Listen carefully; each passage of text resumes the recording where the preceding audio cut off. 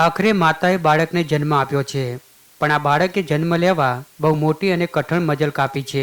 હોસ્પિટલમાં બાળકને જન્મ આપનારા એ જ ગતિશીલ અને વાઇબ્રન્ટ ગુજરાતના નસવાડી તાલુકાના ખેંદા ગામની મહિલા છે, જેને ગઈકાલે પ્રસવ પીડા ઉપડતા 108 એમ્બ્યુલન્સ બોલાવવામાં આવી હતી, પણ ગામ સુધી જવાનો રસ્તો કાચો હોવાથી 108 સગર્ભા મહિલાના ઘર સુધી પહોંચી શકી ન હતી. આથી ગામથી 4 કિલોમીટર દૂર 108ને રોકી દેવામાં આવી હતી. આથી ગામ લોકો દ્વારા ખાનગી જીપ બોલાવી સગર્ભા મહિલાને જીપમાં સુવડાવી ગામ બહાર 4 કિમી દૂર ઊભી રહેલી 108 સુધી પહોંચાડવાના પ્રયાસ કરવામાં આવ્યા હતા, પણ કાચા અને પથરાળ રસ્તાના ઢોળાવના કારણે જીપ અધવચ્ચે જ અટકી ગઈ હતી. આથી ફરી એકવાર સગર્ભા મહિલાને ગાડીમાંથી ઉતારી ઝોલામાં નાખી 4 કિમી દૂર ઊભી રહેલી 108 સુધી લઈ જવાની ફરજ પડી હતી અને બાદમાં 108માં બેસાડી સરકારી દવાખાના સુધી પહોંચાડવામાં આવી હતી, જ્યાં મહિલાએ બાળકને જન્મ આપ્યો હતો. જ્યાં મીડિયા સાથે વાત કરતા મહિલાએ એ પણ કહ્યું કે મને જે તકલીફ પડી એ બીજાને ન પડવી જોઈએ. સરકાર તાત્કાલિક રોડ બનાવી આપે.